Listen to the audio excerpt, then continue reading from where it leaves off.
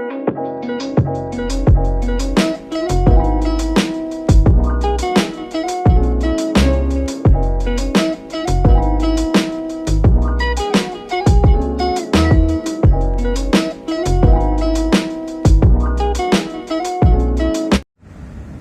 kembali kita di pelatihan Engineering by PT Minokarya Sejati sebagai konsultan mechanical, electrical, plumbing, HVAC gedung.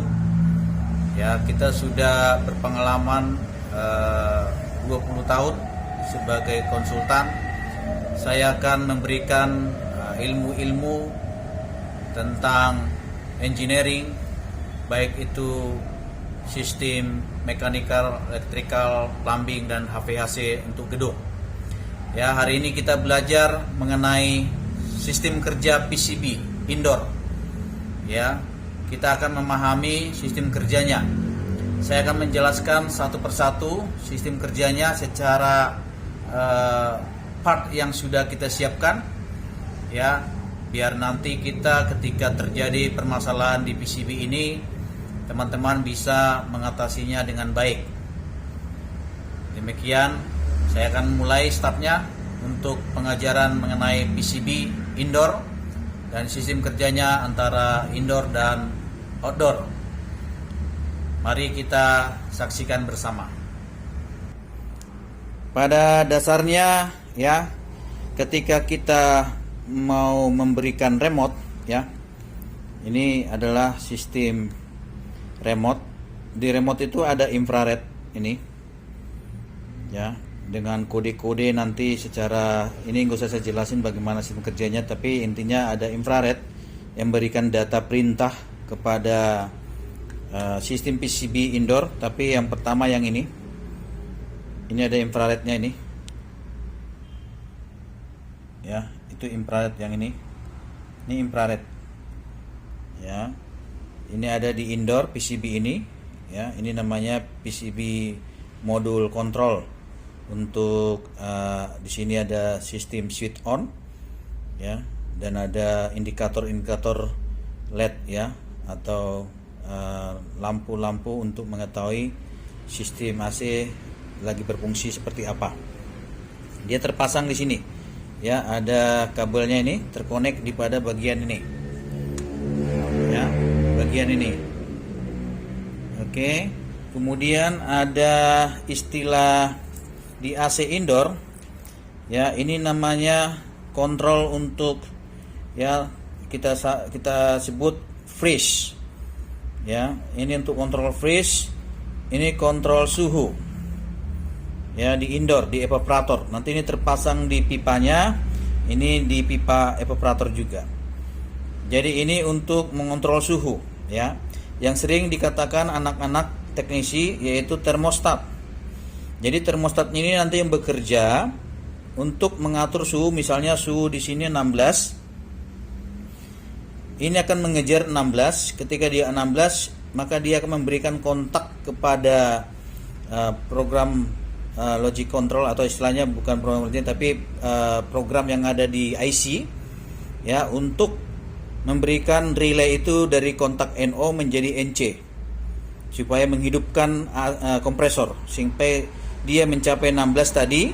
Kalau dia sudah mencapai 16, maka dia akan memberikan perintah bahwa untuk mematikan outdoor dengan kontak relay, ya. Relay, kita lihat relay yang ini relaynya, PCB-nya, relay yang nanti ke outdoor, ya. Ini outdoor, ini yang ke outdoor. Ini kabel yang ke outdoor, ya. Jadi kalau ini nyambung, maka kompresor akan nyala, ya. Jadi sistem ini, ya, yang kita pahami bahwa ketika termostat ini bekerja, ya,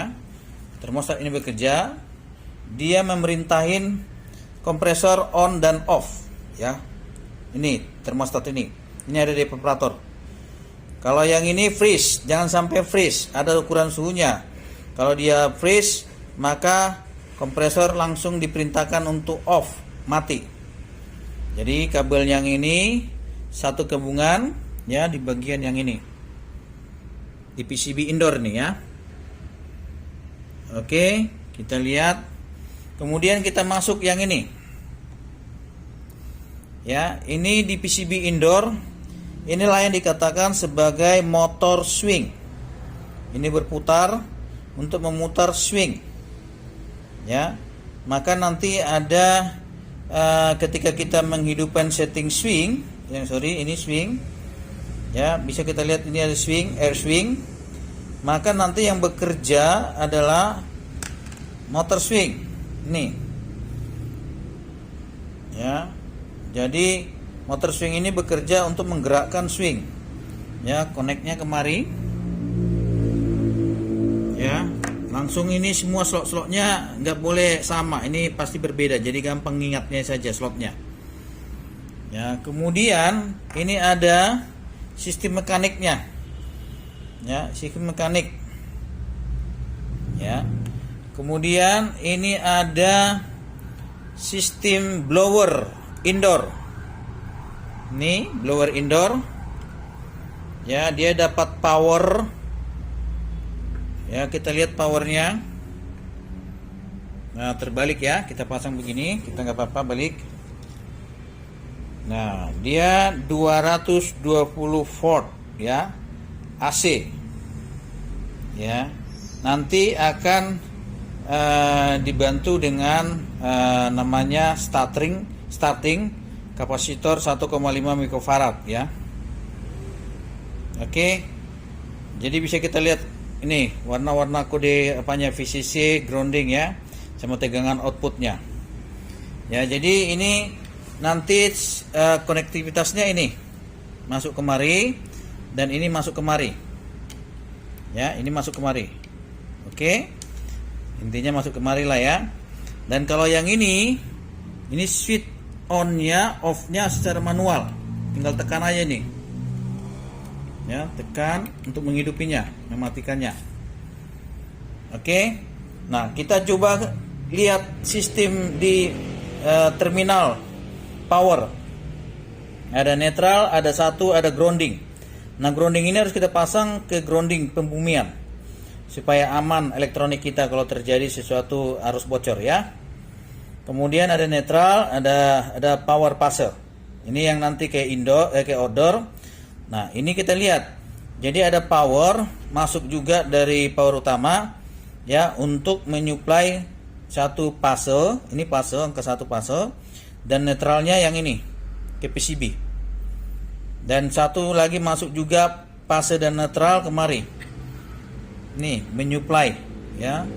Menyuplai ke sistem adaptor atau power supply untuk PCB untuk merubah tegangan AC ke DC. Ya, kita bisa mengetahui sistem power supply yang mengubah tegangan AC ke DC.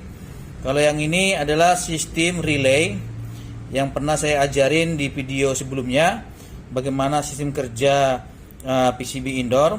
Ini adalah bekerja relay ini ketika nanti termostat tadi memerintahin untuk hidup dan matinya. Jadi kalau ini kontaknya ini adalah NONC. Ya, sehingga nanti ketika dia nyambung ya, ada masuk fase. Jadi terkonek sehingga arus listrik masuk kepada kompresor sehingga kompresor akan on. Ya, ini trafo ya, pengubah ya dari tegangan AC ke DC. Ya, tegangan AC ke DC. Jadi nanti ketika kita meremote tidak bekerja indoor, tidak mau nyala indoor, kita perhatikan ini infrarednya. Coba kita bersihin dulu ya. Dan kita perhatikan juga kemari. Ya. Dan nanti kalau memang dia tidak tidak bisa on, kita coba compare ini pakai seperti ini juga kemari. Baru kita coba lagi ya. Kalau oke, berarti rusak dia sistem receivernya dia. Ini transmit, ini receiver. Ya, seperti itu. Jadi saya jelaskan juga untuk blower ini. Ini tegangan khusus, dia tegangan untuk blower yang ini. Kalau yang ini khusus namanya ada variable speed. Variable speed artinya blower kita bisa kita setting blower ya fan speed. Fan speednya ini yang ngaturnya adalah di ini. Jadi nanti dia konsepnya seperti potensio yang akan memberikan tegangan input kepada dia. Ya, kalau lebih cepat tegangannya lebih tinggi, kalau lebih rendah tegangannya lebih rendah. Konsepnya begitu.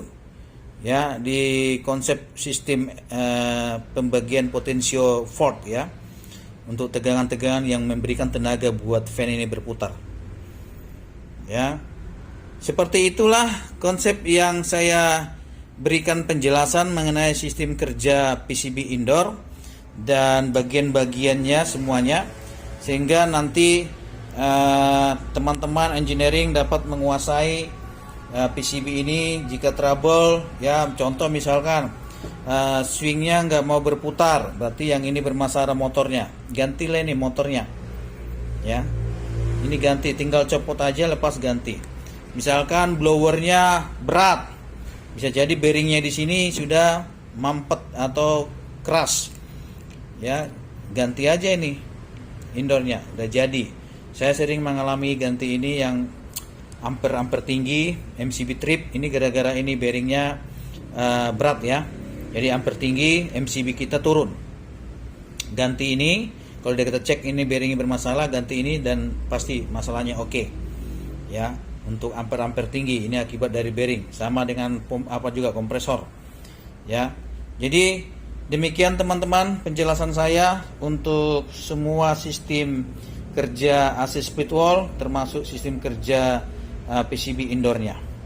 Salam sukses, tetap semangat belajar. Saya tetap akan memberikan ilmu-ilmu yang selama 20 tahun saya mendapat di dalam pekerjaan saya ya, supaya teman-teman bisa mengetahui sistem teknik gedung. Ada 14 sistem teknik gedung, dan ke-14 sistem teknik gedung itu akan saya berikan yang terbaik ya.